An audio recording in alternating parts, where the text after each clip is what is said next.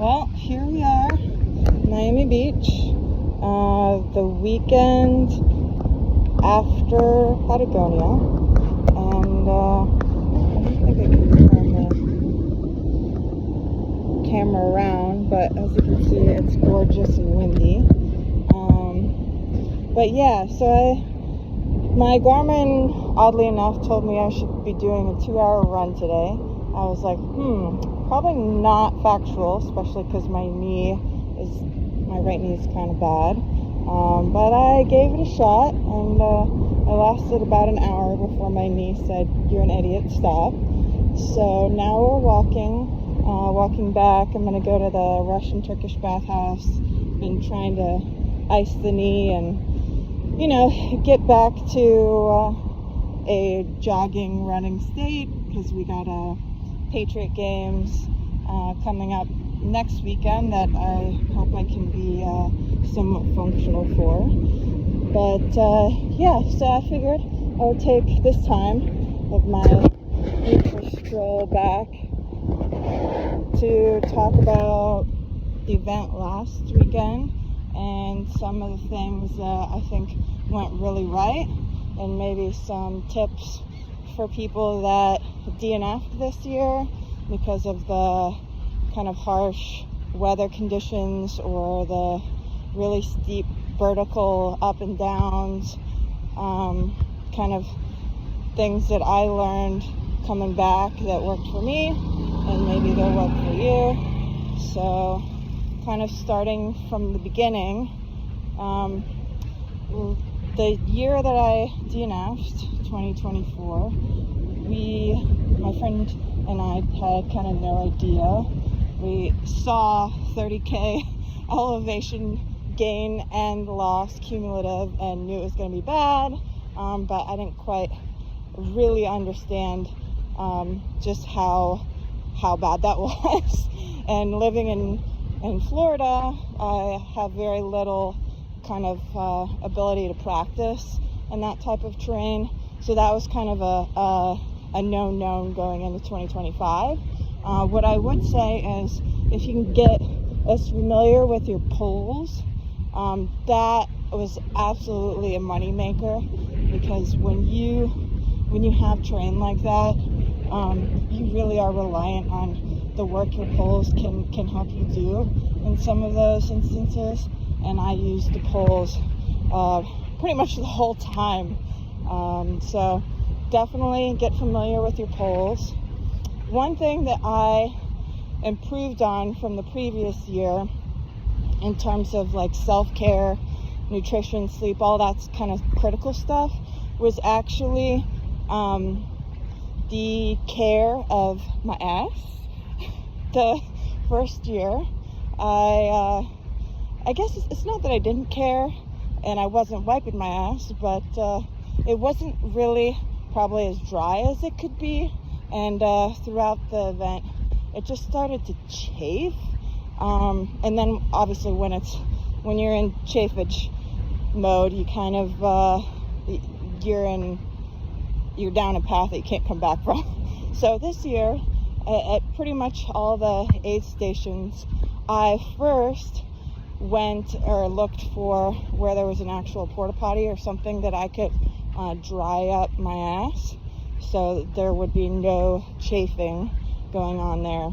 And it worked out well, because I really didn't have issues with that this year. Also, changes of clothes. I found this year that it really wasn't necessary, because the elements, you were wet, you were cold, pretty much the whole first 24 hours, and changing your clothes really doesn't do much but waste time. So what I did is I just kind of reapplied a little bit of chafing balm under my bra, because sometimes that's where I get some chafage, and on the back of my bra, on my back. And that was it. I put a rain jacket on, and outside of shoes and socks, I think shoes and socks are the most critical last year and this year, just because of the weather conditions. So I absolutely was changing my shoes and socks at each of the bag drops. And actually, one of the critical ones that if you weren't told or you didn't find out until it was too late was actually the pause or the aid station with a drop bag right before the really long water crossing. So what I did there is I took the dry shoes and I put them basically on my pack, or I strapped them to my pack, and then when I got on the other side I was able to just swap them out, and then I carried the wet ones, and that was really helpful because there was a section there after the lake that's basically, I remember it doing it in the middle of the night the year prior. It was like a death march, like never-ending death march, just to get to the checkpoint, Colorado 2, right before you summit the last kind of big peak. And I knew that it would be better going into that. And this year I actually got to the lake, also something that was very helpful. To get to the lake, my goal was to get to the lake before dark. So I stopped kind of mind screwing myself by looking at mileage, and what I did was I looked at cutoffs and times of day. I highly recommend it for anyone. This is my first technically finishing a 100-mile event because I DNF'd at 94 last year, but highly recommend once at least into day 2, where you start getting more strict time cutoffs. For me, it helped. I just put my Garmin to the time of day mode, and then I knew from each checkpoint I had this, I had to be here by this time.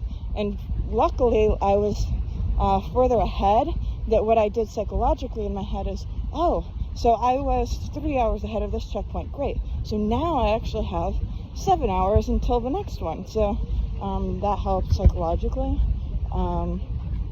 But so switching the mode on my watch was super helpful.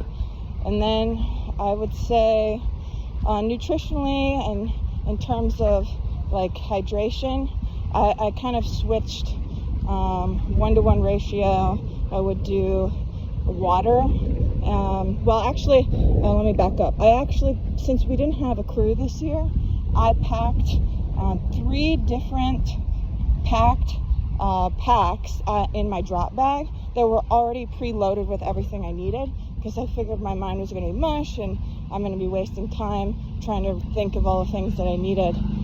So what I did is I tried to simplify it, and that worked out really well too, because I just swapped my pack out for the most part, because we had 4 drop bag stations, and so at 3 of those I had new packs and everything ready to go.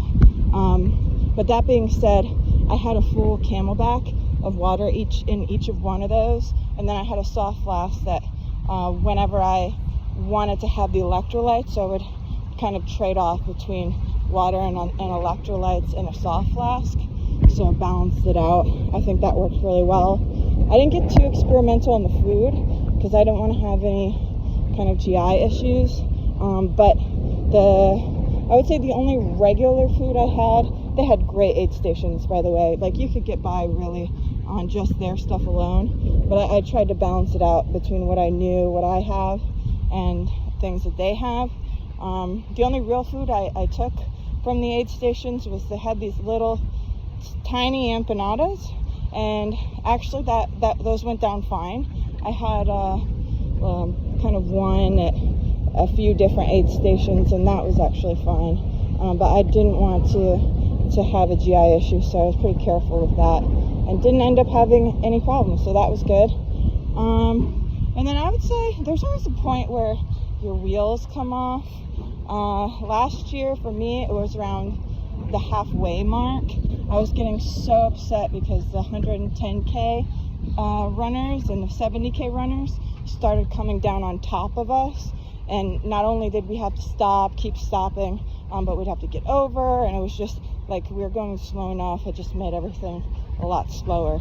So this year I did feel that, but it came later in the event because I was doing a little bit better in terms of terrain coverage, and I think being like a little further on the course helped at least to move through it a little bit quicker.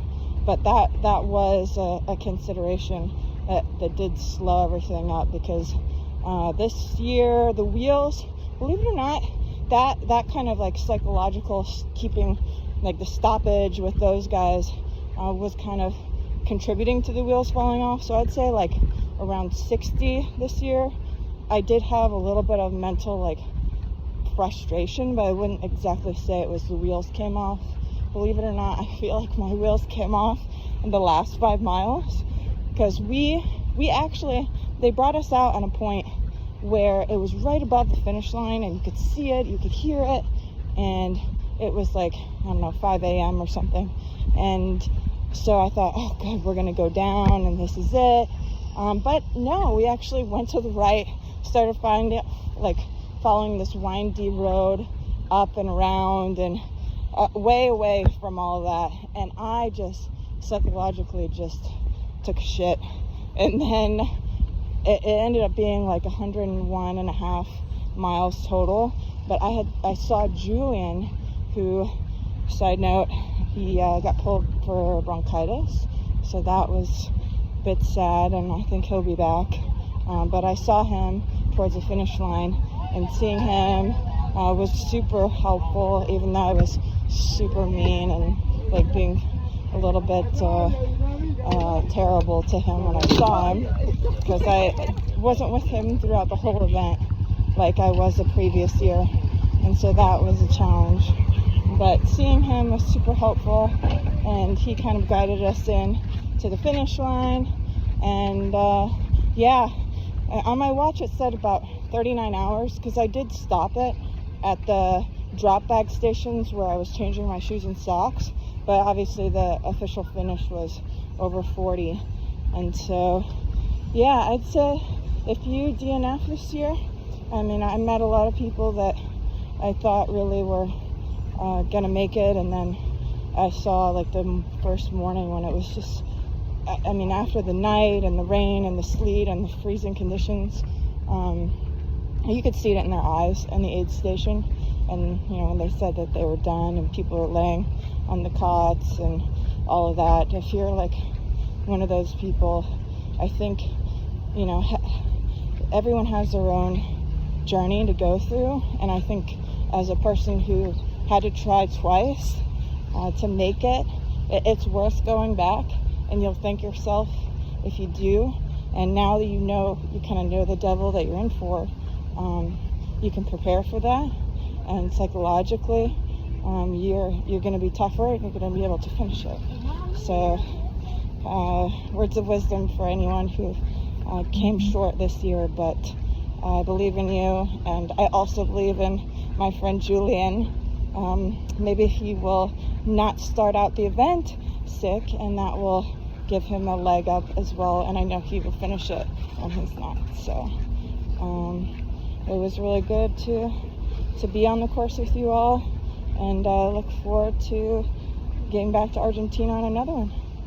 Bye.